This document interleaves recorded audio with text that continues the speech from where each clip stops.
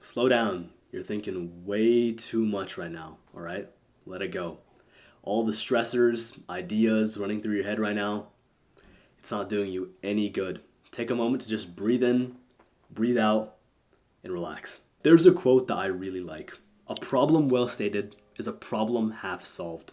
The problem is very clear to us. I get a lot of emails, DMs about this topic on an almost daily basis. You're doing everything that people are telling you to do. You're getting good grades, you're studying for the SAT, or you're volunteering somewhere useful and meaningful in your community.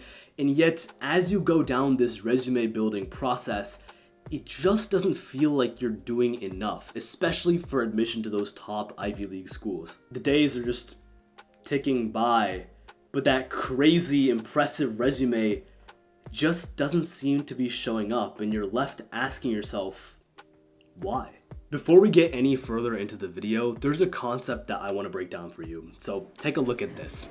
This is a graph that I put together. You can see that on the x-axis of the graph here, we effectively have your work ethic, right? The total amount of time and effort that you're putting in to a particular extracurricular, or in general, all of your extracurriculars. You can think about it both ways.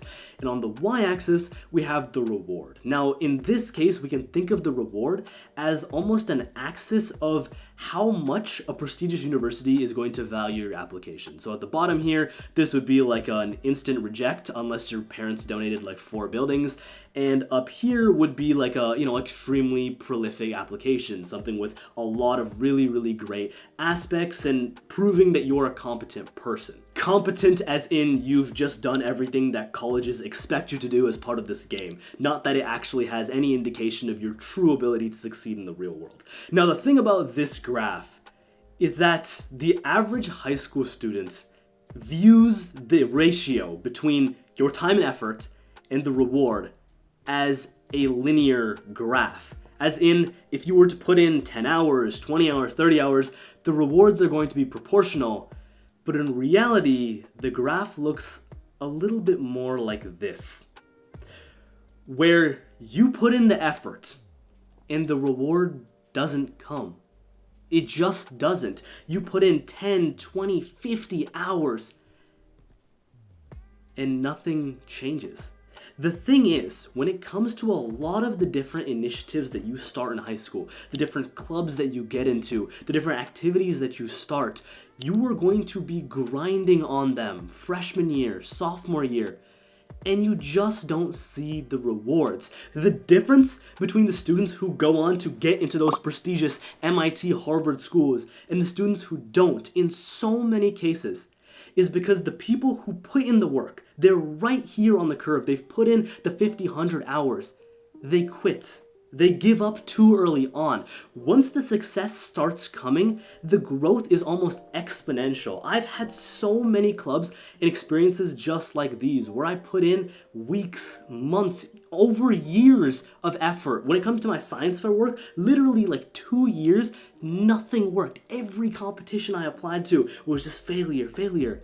And then at some point later in my 10th grade, start of 11th grade, the things just start clicking. This is the way that success works. It's never linear, ever. The longer you're willing to put in the time and effort, the longer you go without giving up, the closer you get to seeing that success in the end, that exponential growth that gives you the rewards that you've initially been working for. Everything that you started for eventually comes if you stick with it long enough. For a lot of high school students, you might be working on a bunch of different clubs and projects as you get deeper and deeper into high school, and you might feel like it's not enough.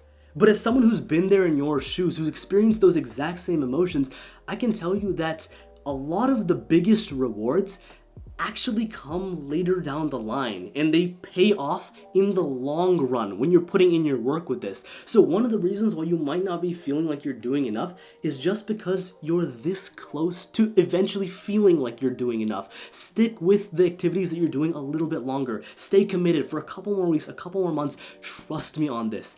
Eventually it will work out, and when it does, everything that I've told you in this video up to this point will just click in your mind, and you will feel so grateful that you didn't give up. Another really, really common reason why you might be feeling this way is because in your free time, You watch videos like these. You're browsing Reddit, College Confidential. I've done all of this in high school and I hated it so much. During my freshman year of high school, I would literally like study resumes of people online who've gone into the same schools I want. I'm telling you, that is one of the worst possible ways you can actually learn about this college admissions process and gain legitimate inspiration. When you spend your free time looking at these unbelievable, impeccable, seemingly perfect college applications online, there's no possible world where you look at your own application and feel like you're worthy enough.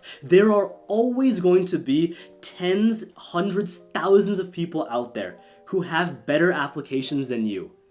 And there's just no possible way that you can develop an application in high school that's better than all of them. There's just no way. So when you spend your free time looking at these things, there's nothing productive being generated out of it other than these negative emotions of not feeling enough. You honestly might have a strong competitive application, but your perspective is just so messed up from looking at the best of the best. If I have to recommend anything, if you're at this stage in high school, if you want inspiration, take the time to try to find it on YouTube from real people in your community, talking to seniors or people who have been accepted to these top schools and hearing things from their perspective, an honest, genuine interpretation of everything that happened, the good and the bad, than focusing on these online social media, TikTok, resume reviews where people are just submitting or posting the best parts of their application. You never see the hardships or highlighting the aspects that went wrong. All you see is the best parts. That's what's going to give you the best,